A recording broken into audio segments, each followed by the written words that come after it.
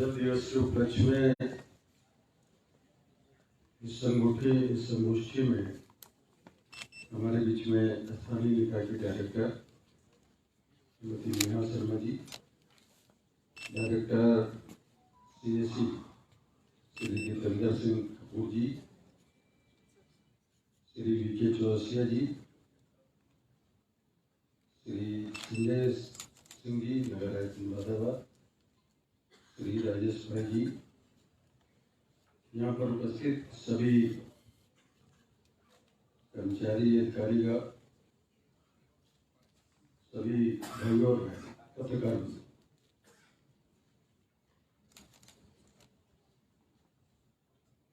मैं एक बात पूछना चाहता हूँ कि कितने लोगों ने प्रधानमंत्री जी का, आदरणीय नरेंद्र मोदी जी का पार्लियामेंट का पहला भाषण कितने लोगों ने सुना? एक बार जरा हाथ उठाए। किसी ने सुना हो तो उठाए। सुना था, बाकी लोगों ने नहीं सुना। तो प्रधानमंत्री जी क्या कर रहे हैं? पहली बार पार्लियामेंट में गए थे तो उस पहले भाषण को याद करिए। उसका कोई बहुत बड़ा लंबा भाषण नहीं था, 3-4 लाइन का था और तमाम चीजों पे भाषण था। लेकिन जो पूरा कंक्लूजन था अंत में वो ये था कि उन्होंने कहा था कि हम चाहते हैं सन 2022 तक इस देश के आखिरी व्यक्ति के पास उसका अपना निजी आवास होना चाहिए और उस निजी आवास में चूल्हा होना चाहिए जो सुबह शाम जलता हो, उसमें एक बल्ब हो जो 24 घंटे जलता हो, उसमें एक नल हो जो जल देता हो, पानी देता हो। सारी चीजें इसी में नहीं है, यानी रोटी, कपड़ा, मकान और सारी चीजें उसी में समाहित थी।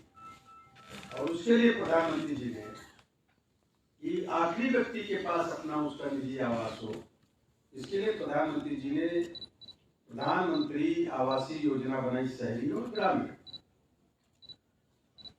शहरी विभाग का तो मैं राज्य मंत्री हूँ। अभी तक के 31 मार्च 2022 तक करीब 1.25 करोड़ लोगों को आवास मंजूर किया जा चुके हैं डिमांड के आधार पर पूरे देश में। अभी योजना 2 साल के लिए फिर बढ़ा देने का काम प्रधानमंत्री जी ने। मगर बड़ा ताजुब लगता है, इतने लोग आप बैठे, प्रधानमंत्री जी का, सब इंटेलेक्चुअल लोग बैठे, प्रधानमंत्री जी का भाषण नहीं सुना। आपने याद नहीं किया क्या है उनका टारगेट क्या है, तो आपके अपने जीवन का टारगेट क्या है, आप क्या करना चाहते हो? मुझे बहुत अच्छी बात लगी किरण जी जो बोल रहे थे कि हम ये केवल एक इवेंट करने नहीं आए, हमारे जीवन का संकल्प है। तो जीवन का संकल्प प्रधानमंत्री जी ने अपना बताया, वो जीवन का संकल्प आपके बदौलत ही पूरा होगा। तो आपको तो समझना पड़ेगा कि क्या हम कर रहे हैं, क्या नहीं कर रहे हैं, हमारे प्रधानमंत्री जी क्या कर रहे हैं, देश के राष्ट्र के निर्माण के लिए क्या कर रहे हैं। तो उसके लिए उन्होंने आवास हो, प्रधानमंत्री शहरी आवास योजना, प्रधानमंत्री ग्रामीण आवास योजना, जो योजनाएं लागू की। जो 31 मार्च 2022 तक पूरा होना था, लेकिन कुछ लोगों की वजह से डिमांड रह गई और उसको 2024 तक प्रधानमंत्री जी ने बढ़ाने का काम किया। 5 साल में इसे पूरा होना था, 7 साल में, 8 साल हो गया। अब उसमें था कि चूल्हा हो सुबह शाम जलता हो, तो चूल्हा तभी चलेगा जब उसके पास राशन होगा। तो राशन के लिए प्रधानमंत्री जी ने प्रधानमंत्री मुद्रा लोन योजना और स्टैंड अप योजना, स्टार्टअप योजना लागू की, जिसके तहत जो है लोगों को रोजगार मिले, लोग कुशल बने। इसके लिए कौशल विकास मंत्रालय का गठन किया कि ताकि लोग कुशल होकर के उनको रोजगार मिले, और जब रोजगार मिलेगा तो सुबह शाम चूल्हा जलेगा, यानी घर में राशन रहेगा।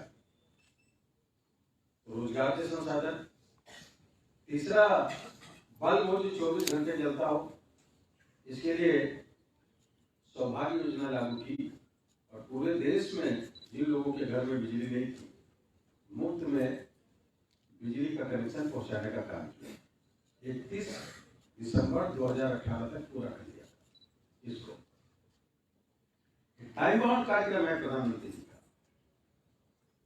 अभी जो है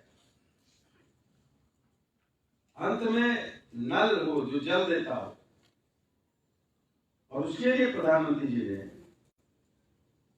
जल शक्ति मंत्रालय का भी गठन किया और उसके लिए किसानों को भी हर खेत में पानी, हर पेड़ को पानी, और 2024 तक हिंदुस्तान के प्रत्येक घर में पानी की पाइपलाइन बिछा करके शुद्ध पीने का पानी पहुंचाने का ये संकल्प लेने का काम किया, ये तय किया। तो ये संकल्प आपका होना चाहिए कि हम लोगों तक पानी कैसे पहुंचाए। इसके लिए आप जरा गौर करें। ये हमारा डिपार्टमेंट सीएससी से साथ मिलकर के बहुत अच्छे काम कर रहा है। स्वच्छ भारत मिशन SBM 10 अमृत 20 योजना प्रधानमंत्री जी ने लागू की और भारत पूरी तरीके से स्वच्छ हो, इसके लिए 2 अक्टूबर 2014 को प्रधानमंत्री जी ने अपने हाथ में झाड़ू उठाने का काम किया। वरना तो पहले सरकारी दफ्तरों में चले जाओ, कोने में थूका मिलता था। गांव का आदमी थोड़ी थूकता था, पढ़ा लिखा आदमी कोने में थूकता था। कचहरी में, तहसील में गांव का आदमी तो डरता है, हम यहाँ कैसे थूक देते हो, तो कौन जूते उतार करके जाए। लेकिन ये सब पढ़े लिखे लोग काम कर देते। लेकिन प्रधानमंत्री जी ने जब झाड़ू उठाया तो पूरे देश में फैशन में ही सही, लेकिन लोगों ने झाड़ू उठाया, फोटो अपनी डाली, शर्म को खत्म करने का काम किया उन्होंने, और अब हमारे दफ्तर स्वच्छ दफ्तर मिलते हैं। इसके साथ साथ में अभी 1 अक्टूबर 2021 को प्रधानमंत्री जी ने SBM स्वच्छ भारत 20 स्वच्छ भारत मिशन 20 अमृत 20 योजना को लॉन्च किया था। 100 स्मार्ट सिटी चुने, प्रत्येक स्मार्ट सिटी को लगभग 1000 के आसपास, 1000 करोड़ के आसपास रुपया देने का काम किया। स्मार्ट सिटी बनाने, स्मार्ट सिटी एक मॉडल के रूप में डेवलप करने। अब तो करीब 4900 लगभग शहर जो हैं उनको कचरा मुक्त बनाने के लिए योजना लागू की। घंटी दबाइए, कूड़ा घर में इकट्ठा करिए, सूखा अलग, गीला अलग, या डस्टबिन में डालिए, और लोग आएंगे, घंटी दबाएंगे, आपका कूड़ा उठाएंगे, ले जाएंगे, और फिर ट्रीटमेंट प्लांट में उनको अपने अपने तरीके से उसको ट्रीट करने का काम करेंगे, ठीक करने का काम करेंगे।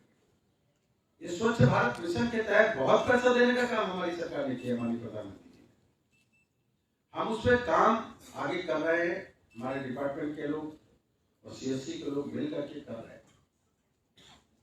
अब पानी की बात करेंगे आप, तो सीवर पड़ना, गंदगी से बचना, हम कैसे रिसाइकिल करके पानी को फिर से पीने योग्य बनाना, सीवेज ट्रीटमेंट प्लांट लगाना, ये सारे काम हैं जो इस मॉडल के रूप में विकसित करने की जरूरत है और विकसित किए भी जा रहे हैं। तो कई भी प्रदर्शनियां लगती हैं दिल्ली में, और उसमें अब ये हो गया कि पहले तो मेन होल में आदमी ही जाता था, बड़े बड़े बांस लेके जो है डालता था, उतरते थे, डेथ हो जाती थी। कुछ लोग सफाई कर्मी आए हुए ना मेरे पास, है ना यहाँ पे, हाथ उठाए जरा। अब तो नहीं उतरना पड़ा नीचे। अभी हमारी जो स्टार्टअप के तहत तमाम लोगों ने अपनी मशीनरी बनाई है, और उसके जरिए जो है अब सफाई के लिए मशीनों से ही वो जो सीवर है उनको साफ करने का काम शुरू किया जा रहा है। तो धीरे धीरे इससे क्या होगा, तो हम लोगों की जिंदगी भी बचाने का काम करेंगे और सफाई भी आसानी से होगी, सही तरीके से होगी। सफाई कर्मी हमारे यहाँ बैठे हुए हैं। मैं समझ रहा हूं कि आप स्वच्छ भारत बनाने में और समाज को भी स्वच्छ बनाने में, शहरों को भी स्वच्छ बनाने में आपका जो काम है वो बहुत ही अथक प्रयास लगातार चलता है। सुबह उठ जाइए तो पहले ये लोग सड़क पर या कहीं पर भी गलियों में झाड़ू लगाते नजर आते हैं। ये की जिम्मेदारी अपनी निभाने का काम करते हैं। इसलिए जितने लोग बैठे हो एक बार सफाई कर्मियों के लिए जोरदार तालियां। ये और इनको हम अच्छी नजर से देखें, यानी कि सफाई कर्मी है, अच्छा सफाई कर्मी, गंदगी करें हम लोग और जो सफाई करे उसको सम्मान देने का काम करें, उसको ध्येय दृष्टि से देखने का काम न करें। हमारे अंदर ये अंदर की भावना होनी चाहिए। पानी के बारे में सोचिए जरा कि इसमें थोड़ा सा साइकोलॉजिकल चीजों को ध्यान रखने की जरूरत है। वो इसलिए कि मेरे लखनऊ में गोमती नदी से पानी आता है गौघाट से, जाकर के ऐसबाग टैंक में वहां पे भरा जाता है। तो कुछ लोग देखने गए तो मालूम हुआ कि उसमें एक आध जानवर, कौवे हुए, पक्षी उच्छी मरे हुए पड़े थे टैंक में, वही ट्रीट होकर के पानी सप्लाई होता है। मुझे लोगों ने बताया, मैंने कहा इसको ढको, जो आदमी देख लेगा तो उसको तो पीने का मन नहीं करेगा, इसलिए इसको ढकने का काम करो, ऊपर से जाली लगा करके ढक दो। आज उसमें ये सब नहीं जाने चाहिए, क्योंकि ये साइकोलॉजिकल इफेक्ट पड़ता है। मनोवैज्ञानिक आदमी भी आकर के कैसे पिएंगे। अगर आपको ये लग जाए ये पानी जो हम पीने जा रहे हैं बोतल में, ये सीवर से निकला हुआ पानी फिर से रिसाइकिल करके लाया गया है, तो आपका पीने का मन करेगा क्या? बोलो जरा, नहीं करेगा। तो ये मनोवैज्ञानिक जो चीजें हैं उनको ध्यान में, लेकिन आप हैंडपाइप से पानी निकला, जमीन से पानी निकला, उसको पी लेते हैं। क्यों? आप जानते हैं कि आपके नादान से निकला हुआ पानी, आपके घर से सीवर से बहा हुआ पानी,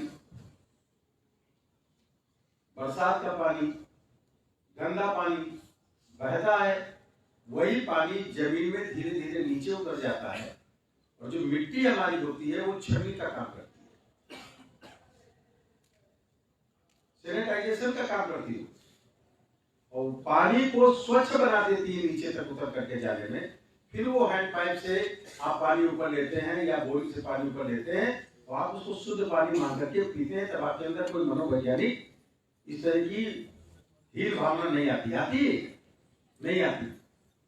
तो ये चीजों का भी हमको ध्यान में रखने की जरूरत है, क्योंकि इस पर मैंने एक सेमिनार में पूछा कि कैसे आपके दिल में ये बात आती। इसको ठीक है, ये पानी को हम दोबारा रीयूज करेंगे तो खेती के लिए यूज करेंगे, जब हम उसको खेती के लिए यूज करेंगे या दूसरे कामों में यूज करेंगे तो पानी की उपयोगिता भी बढ़ जाएगी और वही पानी नीचे जमीन में जाएगा तो वो नीचे से पानी का लेवल बढ़ेगा तो हमारे पीने योग्य भी वो बन जाएगा। एक सिस्टम को इस तरीके से एडाप्ट करके चलने की जरूरत है। तो मेरा आपसे कहना है कि इस पर भी आपके दिल दिमाग में बात रहनी चाहिए। और इसके लिए प्रधानमंत्री जी ने अभी जब आजादी का अमृत महोत्सव शुरू हुआ तो आजादी के अमृत महोत्सव में प्रधानमंत्री जी ने क्या कहा, ध्यान में रखना है कि कौन व्यक्ति क्या बोल रहा है। इस बार आप जितने लोग थे यहाँ पर बैठे हैं, प्रत्येक व्यक्ति ने अपने घर पे तिरंगा फहराया क्या? जरा हाथ उठाइए, कितने लोगों ने फहराया? नीचे करिए। पहले क्या होता था, लोग अपने घर पे एक तिरंगा फहरा दिया तो हो गया। इस बार घर में जितने आदमी सबने एक एक तिरंगा फहराया, एक एक घर पे 5-5, 10-10 तिरंगे दिखे। कारण मालूम क्या था? प्रधानमंत्री जी ने इसके पहले जब कभी 25 साल आजादी के बीते थे तो सिल्वर जुबली मनाई और कुछ कैदियों को छोड़ दिया गया, हो गई सिल्वर। जब 50 साल पूरे हुए तो गोल्डन जुबली बना करके कुछ कैदियों को दिला करके गोल्डन जुबली हो गई। नरेंद्र मोदी जी नहीं होते तो ये डायमंड ज्वेलरी बना के ऐसे हो जाता। मगर प्रधानमंत्री जी ने 75 साल आजादी के पूरे होने के 75 सप्ताह पहले आजादी का अमृत महोत्सव शुरू किया। आजादी का अमृत महोत्सव, और उसके लिए तय किया कि प्रत्येक जनपद में, ये पानी से जुड़ा हुआ है, प्रत्येक जनपद में 75 तालाबों को अमृत सरोवर के रूप में विकसित करने का काम करना है। प्रत्येक जिले में 75 अमृत सरोवर, तालाबों का नाम दिया सरोवर, अमृत सरोवर, यानी उसमें पानी भरो, अच्छे बनाओ, पानी भरे नीचे तक के जाएगा, पानी का वाटर लेवल ऊपर आएगा कि नहीं आएगा। ऐसे बनाया। जो शहरों में पटरी दुकानदार हैं, प्रधानमंत्री स्वनिधि योजना जो लागू की, उसके तहत पूरे 75 जनपदों में देश में प्रधानमंत्री स्वनिधि अमृत महोत्सव मनाने का उनके साथ कार्यक्रम किया कि पटरी दुकानदारों को भी रोजगार मिले। उसके लिए 10,000 रुपए बगैर ब्याज का कर्ज अदा करते, फिर 20,000 वो अदा करते, फिर 50,000 तक बगैर ब्याज का कर्ज। ऐसा प्रधानमंत्री जी ने इस योजना को लागू करने का काम किया। आपको शहरों में भी बनाना है, अपने अमृत सरोवर बनाने का काम करने।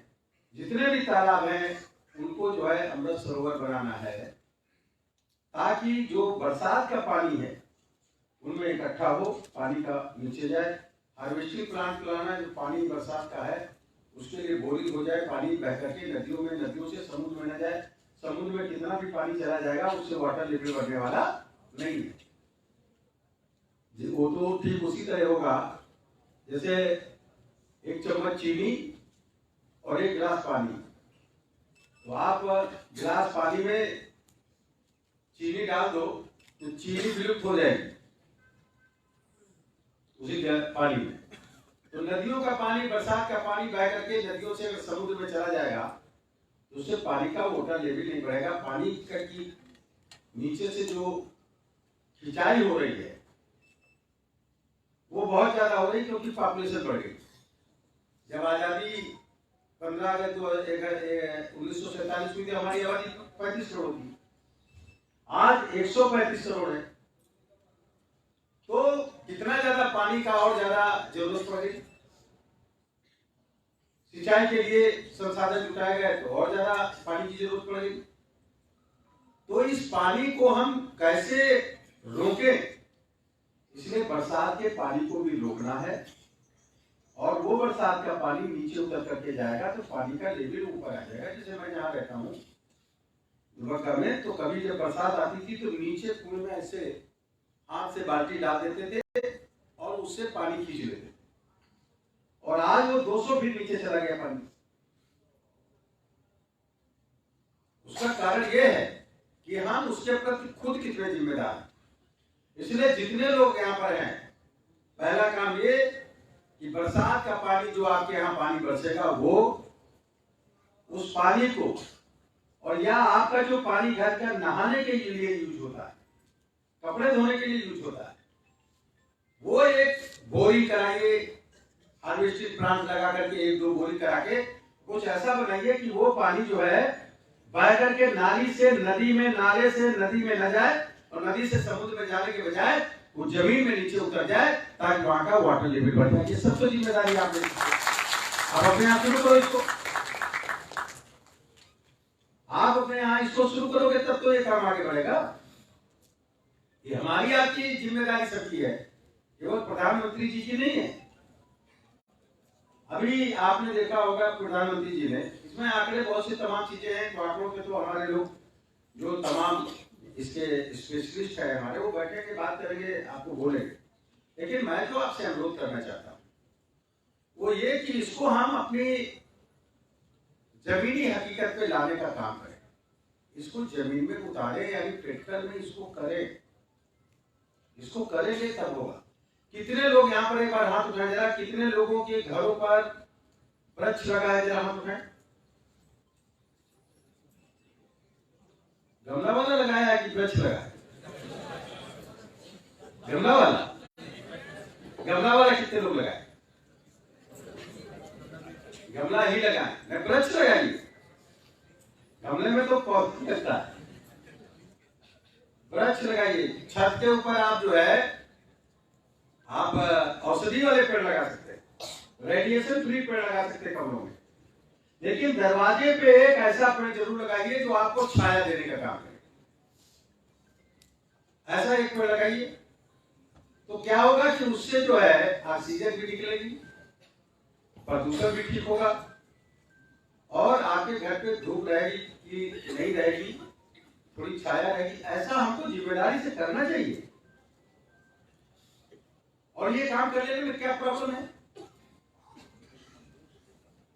ये जिम्मेदारी इतने लोग कर लेंगे जितने लोग यहाँ पर बैठे हैं, और इस बात को कहते रहेंगे, करते रहेंगे, खुद अपने हाथ से दरवाजे पे पेड़ लगाएंगे, तो आप उसको निश्चित तरीके से उसकी देखभाल करेंगे। ये अंतर मन से अपने आप आवाज निकलती है। इसको करके देखिए, लोगों को करना है। दूसरा ये है वाटर वाला, पानी वाला जो मैंने बताया, ये भी आपको करना है।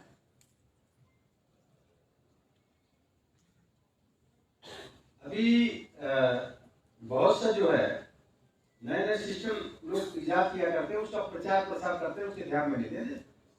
बोतल में पानी आया और कहा ये मिनरल वाटर, और उसमें के मिनरल सब निकाल दिया गया, नाम रख दिया मिनरल वाटर। प्रचार ये किया गया, मिनरल उसमें है ही नहीं। एक लड़की 20 साल की जो है वो एकदम से थुलथुल हो गई, और फिर वो चलना फिरना उसका बंद हो गया। तमाम डॉक्टरों ने देखा, उसको नहीं ठीक हुई। एक डॉक्टर ने पूछा कि पानी क्या पीती? वो कह रहे हम तो बिस्लरी का पानी पीते हैं। मैं कब से पी रहे? बचपन से पी रहे। उसकी जांच किया तो उसके शरीर में मिनरल ही नहीं।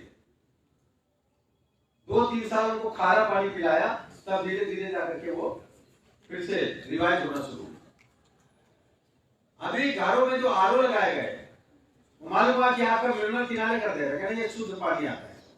प्रचार ये करते हैं कि इसमें जो है बैक्टीरिया नहीं आते। बैक्टीरिया छोड़ दो, मिनरल खत्म हो गए। लोगों को बीमारी पानी से ज्यादा बढ़ती है। इसलिए पानी जो है आपका जीवन है, और पानी जीवन होने के नाते आप जहां रहते हो वहां आप जांच भले करा लो, अगर उसमें कोई केमिकल पदार्थ ज्यादा है तो वो कैसे ठीक होगा, उसका अलग चीज है करो।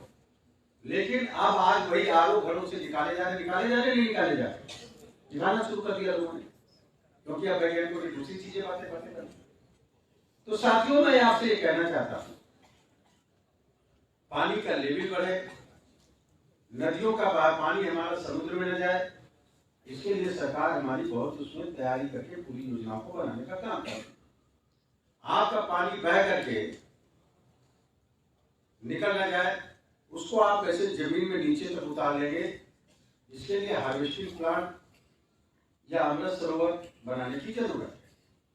अभी प्रधानमंत्री जी ने आजादी के 75 साल पूरे होने पर आगामी 2047 तक, जब आजादी के 100 साल पूरे होंगे, तो उसका क्या नाम दिया है बताइए?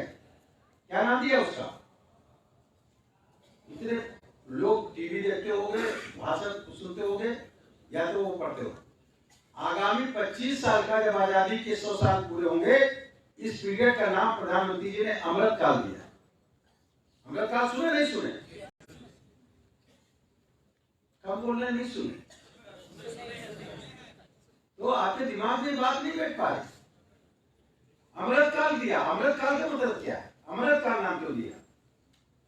यानी एक 25 साल का ऐसा समय जो इस देश के लिए अमृत साबित हो। अमृत शिक्षा के क्षेत्र में, विज्ञान के क्षेत्र में, टेक्नोलॉजी के क्षेत्र में, उद्योग के क्षेत्र में, स्वास्थ्य के क्षेत्र में, रोजगार के क्षेत्र में हम विकसित भारत बना ले, आत्मनिर्भर भारत बना ले, स्वच्छ भारत बना ले, नशा मुक्त भारत बना ले। ऐसा एक अमृत काल आजादी के 100 साल पूरे होने पर किया जाता है। तो ये बनाने का जो अमृत काल है, इसको आप कैसे लेंगे? अब अगर आप केवल ये सोचे कि हम सरकारी सर्विस करते हैं तो हमारी ड्यूटी है 8 घंटे की, हम उतना काम करेंगे, बाकी का क्यों करें? तो देश के निर्माण में आपका योगदान क्या है? तो जो काम कर रहे हैं वो आप सेवा में इसलिए कर रहे हैं। राष्ट्र के निर्माण में आपका क्या योगदान है? राष्ट्र के निर्माण में योगदान जब आप करने की भावना आ जाएगी तो 8 घंटे की जगह 18 घंटे काम करना शुरू कर देंगे अपने आप ऑटोमेटिक, जैसा प्रधानमंत्री जी करते हैं। हम मिनिस्टरों की 5.5, 6 घंटे मीटिंग लेते हैं, एक एक चीज पर बैठ करके डिबेट करते हैं, बैठे रहते हैं, सुनते रहते हैं, सबकी राय सुनते रहते हैं। आपके आपसी संबंध कैसे उस पर राय देते हैं। हम मिनिस्टरों को बोला कि मिनिस्ट्री का लबादा ओढ़ करके छोड़ आ जाइए, मिनिस्ट्री का लबादा मत ओढ़ करके जाइए। आप यहाँ दफ्तर में जो फाइल उठा के लाता है, आपको जो पानी पिलाता है, आपकी जो मेज साफ करता है, आपकी जो फाइल लेकर के जाता है, आपकी जो गाड़ी चलाता है, उनके परिवार के बारे में कितना जानते हैं? उनके साथ कभी बैठक की है? कितने भाई बहन हैं, बाप क्या करते हैं, माँ करती है कि नहीं है, बच्चे क्या करते हैं? कभी उनके साथ जोड़े कि उनके ऊपर अपना मिनिस्टर बन करके ही केवल अधिकार जमाते हैं और सारे लोगों को आदेश दिए गए और हम लोगों ने सबके साथ बैठ करके मीटिंग की, उनके परिवार के बारे में हाल चाल लिया। अब उनसे संबंध जो है एक सामूहिक टीम इंडिया की तरीके से, जो जिसकी जिम्मेदारी है काम करे, टीम इंडिया की तरह से। तो आप अपने डिपार्टमेंट में भी उस डिपार्टमेंट की टीम के आधार पे काम करें। अगर कोई 4th क्लास का एम्प्लॉय है तो वो अपनी जिम्मेदारी जितनी निभा रहा है तो उस पद पे निभा रहा है, मगर उसको पद के हिसाब से ट्रीट नहीं करना है, उसको इंसान के हिसाब से आपको ट्रीट करने की जरूरत है। इसलिए उनके साथ भी बैठ करके आप उनके हालचाल लेने की जरूरत है। आप भी अपने दफ्तर में बैठ करके जो आपके कर्मचारी है, टाइपिस्ट है, स्टोनो है, पीए है, 4th क्लास का एम्प्लॉय है, उनके साथ बैठ करके महीने में एक बार हालचाल, और क्या हालचाल है, क्या है, एक बार उनके साथ बैठ करके चाय पी लीजिए, उनके साथ बैठ करके चाय पिलाइए, पीजिए, हाल चाल उनके पूछ लीजिए। उनके अंदर काम करने की भावना बढ़ जाएगी और अपने घर में जाकर के अपने परिवार में बात करेंगे, हमारा अधिकारी बहुत अच्छा है, हमारा अधिकारी बहुत अच्छा है। तो ये आपको अपनी तरफ से लेना है। तो स्वच्छ भारत मिशन का मतलब नहीं है कि केवल हम सड़क ही साफ कर दें, गंदगी साफ कर दें। हम अपने विचारों को भी स्वच्छ बनाने का काम करें और मानवता उसमें पिरोने का काम करें। अपने विचारों में मानवता पिरोने का काम करें। काम बढ़ जाएगा, बहुत काम बढ़ जाएगा। कभी अगर अचानक बीमार पड़ जाए तो आपके पास अगर बुखार आ जाए, बीमार पड़ जाए, ईश्वर न करे किसी के साथ, लेकिन आपके पास अगर आपका चपरासी है, अर्दली है, 4th क्लास एम्प्लॉय है, चाय देने वाला, फाइल देने वाला, आपको गर्दन ऐसे हो जाए, वही सीधा करेगा, वही उठा के बैठाएगा तत्काल। ये उसके अंदर आएगी भावना फौरन। मगर उसके अंदर अगर कुछ ऐसा हो जाए तो क्या करते हैं, दूसरे को बुलाते हैं, आओ जल्दी देखो उसको क्या हो गया। नहीं, ये नहीं करना है। अगर उसकी भी प्रॉब्लम आ जाए तो हमको मानवता के नाते पहले उसको सहारा देने की जरूरत है। ये भाव लोगों में पैदा करें, इसलिए अपने अंदर भी जो है एक विचारों में स्मृति और मानवता में भी स्वच्छता लाने की जरूरत है। ऐसा हम करेंगे तो राष्ट्र के निर्माण के लिए काम करेंगे। राष्ट्र के निर्माण के लिए हमको सबको मिलकर के काम करना है, क्योंकि आपके यहाँ नजर जो है, आपके देश पर सबकी नजर है। नजर है कि आपके देश को मार्केट बना दी, बाजार बना दिया। इसलिए प्रधानमंत्री जी ने कहा वोकल फॉर लोकल, स्थानीय सामानों को खरीदो, स्थानीय सामान का प्रचार करो और इतना प्रचार करो, इतना बनाओ कि हमारा लोकल फॉर ग्लोबल हो जाए, दुनिया में जाके, ताकि हम आर्थिक रूप से मजबूत हो सकें। तो सारी चीजों पे बात बड़ी लंबी है, बाद में कभी वक्त मिलेगा करेंगे। तो एक काम ये कि आपको हार्वेस्टिंग प्लांट अपने घर पे बोरिंग करानी है और पानी सब जगह इकट्ठा होकर के बरसात का, नहाने का, कपड़े धोने का पानी उस बोरी के थ्रू नीचे जमीन पे उतर करके जाए। ये काम सबको करना है। पेड़ एक लगाना, पेड़, वृक्ष, तो गमला वाला तो जो लगाया वो अपने छतों पे रखिए और रखिए, शोभा देने के लिए फूल वगैरह, वो ठीक है, लेकिन आप अपना एक पेड़ अपने दरवाजे पर वृक्ष रूपी लगाए। वृक्ष फल देने वाला हो वो भी ठीक है, लेकिन वृक्ष उससे प्रदूषण ठीक हो। अपना जहां रहते हो एक लोगों की बैठक करके अपना मोहल्ला ग्रीन मोहल्ला बनाइए, हरा भरा मोहल्ला बनाइए। इसके लिए कौन शुरू करेगा? पढ़े लिखे नहीं लोग नहीं शुरू करेंगे, कौन शुरू करेगा? आप ही को शुरू करना पड़ेगा। तो इसके लिए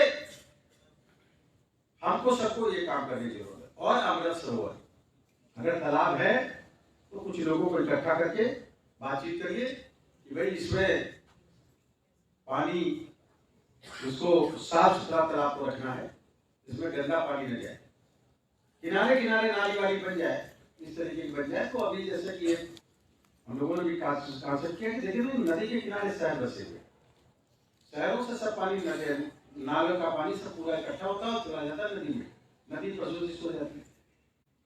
अगर उसको किनारे किनारे नदी के किनारे किनारे दोनों तरफ हम एक लंबा इस टाइप का नाला चौड़ा उतना बना दें कि उसमें पानी दूर तक के चला जाए, तो पानी सोख करके नीचे चला जाएगा और उससे जो कचरा इकट्ठा होगा उस कचरे से हमारी फसल बगैर किसी केमिकल उर्वरक को डाले हुए अच्छी फसल पैदा होगी, अच्छी फसल पैदा होगी। इसलिए आप देखोगे जब कभी बाढ़ आ जाती है तो लोगों को खाद भी डालनी पड़ती है, उन खेतों में फसल अपने आप अच्छी पैदा होगी।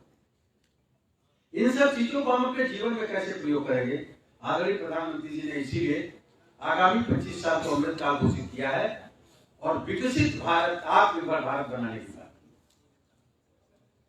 अंत में एक बात करूंगा, आदरणीय प्रधानमंत्री नरेंद्र मोदी जी ने 272 जनपदों को चिन्हित करके नशा मुक्त भारत अभियान शुरू किया। हमारे देश में नई पीढ़ी के लड़के और लड़कियों को नशे में डालने का एक लगातार बड़ा प्रयास हो रहा है। जो शराब बेचता है वो शराब नहीं पीता, जो गांजा बेचता है वो गांजा नहीं पीता, जो ड्रग्स स्मैक बेचता है वो खुद नहीं खाता पीता, अफीम बेचने वाला वो खुद अफीम नहीं खाता। लेकिन नई पीढ़ी के लड़कों को नशे में डालकर उनकी जिंदगी से खिलवाड़ करने का काम करता है।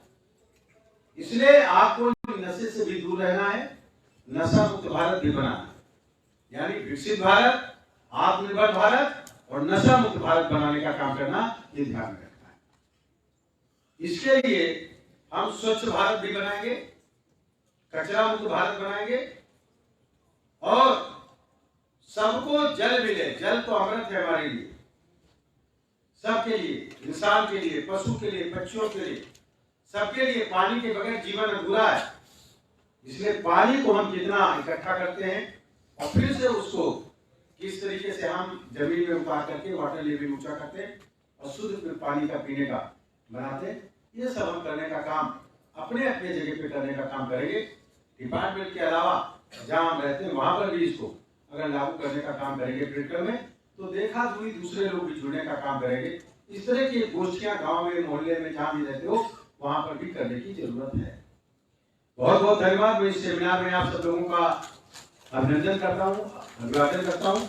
बहुत से आग्रह भी मेरे पास मैंने लिखे हैं, इसलिए उनका मैं कोई दूसरे नहीं कर रहा हूँ, इसलिए कि मैंने थोड़ा दूसरे लेवल उस पर मैंने बात की है। आंकड़ों के बारे में हमारे अधिकारीगण बैठे हैं, इसमें काम करने वाले लोग बैठे हैं, वो आपके बीच में रखेंगे, आपको बताने का काम करेंगे।